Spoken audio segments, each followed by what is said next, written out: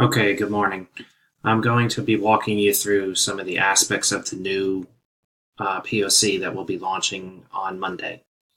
Um, I'm going to try to break these down into very short, small little videos that go section by section. So you don't have to sit here and listen to me talk for 2 to 3 to 5 to 10 minutes.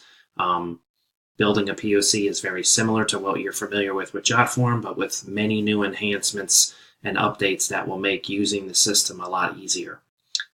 So this first video will be a quick overview explaining some of the features and benefits, and then I'll break them down into small little individual videos that show you each component that you'll be able to watch in a sequential order and watch it all the way through if you choose, or you'll be able to bounce right to those sections.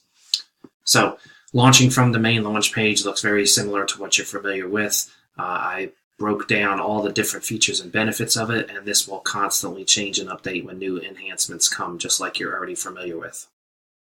One of the major changes that you'll see in this system is that it's a lot more intuitive. There's a lot less steps for you to get from point A to B in between, and it's just part of me developing over time, learning how to make the system more intuitive, getting feedback from everybody on the team, and trying to find the best solution for you guys to make this a benefit and not an extra step or a cumbersome tool to use.